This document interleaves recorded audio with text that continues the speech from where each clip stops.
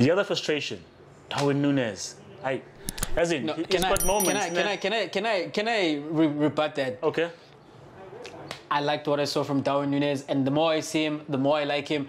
Chuck, he's not scoring. Yes, he's not that's the scoring. issue. This is the big issue. Yes, he's not scoring.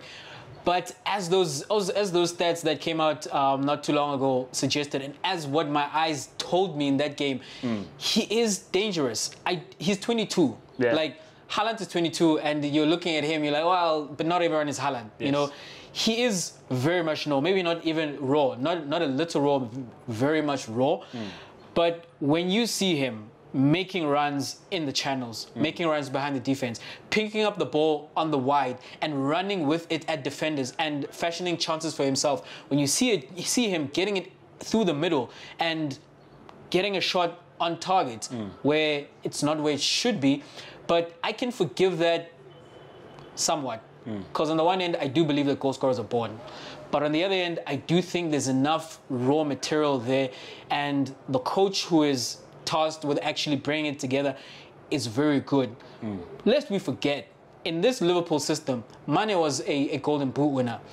Mo Salah came into this Liverpool team. We didn't expect what he's done in this Liverpool team, and he's an extraordinary goal scorer. You know, Firmino as well. If going away from this season, the one season he scored 27 goals playing in this Liverpool side. So I do think it does help out. That coach helps out goal scorers, and I am very much willing to wait and see what kind of polish that Klopp can put on this boy. But in terms of the things that he's able to do himself, I like them. Look, I can't help but compare when I look at what's happening everywhere else in the league, right? When you've got Haaland.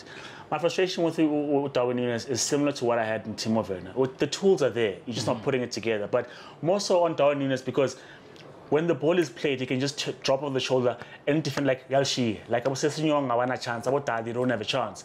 But the thing is then after the 5th touch, 6th touch, when you're in the box and you have to make a proper decision, that's where it fails me a lot. Either also volleyball and when he's shooting, it's a way tight angle. Or Mo Salah ball and he doesn't supply the ball early enough. And so it's like, dude, that was a promising move up until you had it. And I can't help but think, if it was Firmino on the end of that, or Salah on the end of that, and they were giving the ball to you, you would have scored. But the fact that you're not giving it to them. And so that frustrates me a whole lot. So yes, he is a dangerous weapon, but it is frustrating watching all of that. It's like he takes the first step, the second step, and then fumbles. Like, dude, you're supposed to be walking by now. You're supposed to be jogging or running. Haaland is flying right now because, I mean, when you look at Haaland's first goal, when they came scored... out the womb like that. Sure, not everyone does. But here's the thing, Dwana, when you're watching it on telly, right? When you look at that ball, Haaland, ball that was given to him by Kevin De Bruyne, I think it was against West Ham, just past the halfway line, and he's running onto the ball, about to be one-on-one with the keeper. All confidence that this thing is going to slot it home. Well, Darwin, I don't have that. And it's because of what I've seen thus far in the season. Maybe if I'd seen more Benfica games and then in isolation without the beginning of the season, I'd say this guy would score. But from what I've seen, like he's got the tools, but when it comes to moments that matter, he doesn't secure it for me. And that is my frustration. I agree. What I'm saying is I don't think we're going to see that just yet. I think this is a long-term project. I have to believe that, yes, he had the numbers at Benfica, but you don't quite expect that he's just going to come to the EPL and have those same numbers. We didn't expect the same thing from Haaland maybe as well. As I'm saying, he's a different beast altogether. But 2 years from now, when he's 24, when he's 25, and mind you, it might go the other direction as with Gabriel Jesus, where, you know what, he just isn't a goal scorer.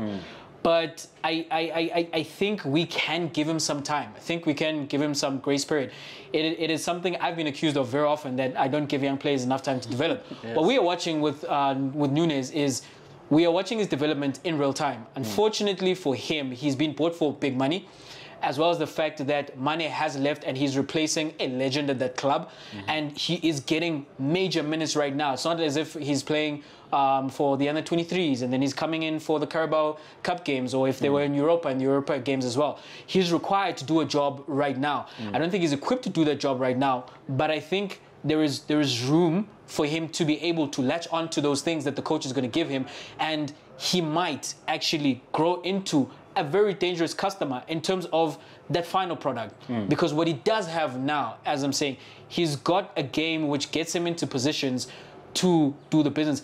he's buying the lottery tickets. Yes. And I think eventually he's going to cash in. I think so. Don't know for a fact, but I think the combination of his raw ability, like, yes, which sounds contradictory because same thing with Salah, you know, but ultimately, if you start scoring... Do you not think that's a recipe for disaster? Two players that would have at the same time. But then you look at Salah as well, Chuck. At some point, both of them was and it's because in this game... But look at Salah, Chuck. Look at Salah. He scores. When he gets into those positions, he scores.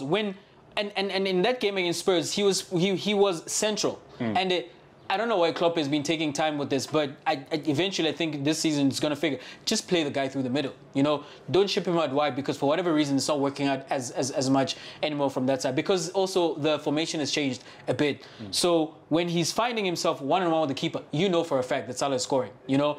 And it's not the case with Darwin Nunez, but Darwin Nunez finds himself in positions where ultimately what you're looking for him to do is get into those dangerous positions and then finish.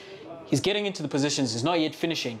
But I think this is what the coach is being paid for, like to get him over the line in terms of help him reach his potential. He's not there yet. I get you, but the reason why it's a recipe for disaster is that when and it has happened because Salah has had a bad patch. He doesn't have the number of goals that you expect from Salah this season. When Salah hasn't scored, Darwin has chipped in. He got 14 goals, if I'm not mistaken. He's the leading goal scorer in the Champions League. Yeah, against Rangers. No. You not take away from his goals, though. No, I'm not taking away from his goals, but okay, the scope of the conversation was within the Premier League and where Liverpool are and why they're struggling. They're not finding the goals when they need to, right? In the Champions League, they're Bashabo Rangers and they get their goals. Justified merit to him. But what I'm saying is that in the midst of Liverpool struggling, is because Mo Salah can't score. When you turn to Darwin Nunez, he's not quite the answer. And when Darwin Nunez can't score, Salah will score sometimes, but sometimes as well, Mo Salah, and that's a recipe for disaster. When Liverpool were flying, Firmino, Sadio Mane, Salah were all scoring, and you could give the ball to anyone. Now it's just the two of them. I think it's quite a dangerous situation right now. And I'm not saying bench the boy, because like I'm saying, he is a weapon, he's got the tools, but I would still stick with my initial assessment with it's disappointing frustrating, because I see you've got the tools. I see you make the runs. I see you're in space, but put the ball away. So that's why I get to, for me, it's frustrating because it's like it's a season of what could have been with the boy already thus far. When you look at the chances that he should put away, when you look at the passes that he should make, and he doesn't make them. So for me, it's like this team could be far and away ahead if you put those things right as you should. So we'll see. He might come back in the second half of the season and go on a run. But I think one of the things that needs to happen, like there needs to be an acceptance of what this Liverpool season is and what it's not, even with them beating a Spurs. What Darwin Nunez is a microcosm of what is happening at the club. This club is not going to find their way back into the title race. They might find their way back into a race for the top four, you know. And this player, who I'm saying is mimicking what is happening with the club, might find himself scoring more goals in the second half of the season than he has up to this point.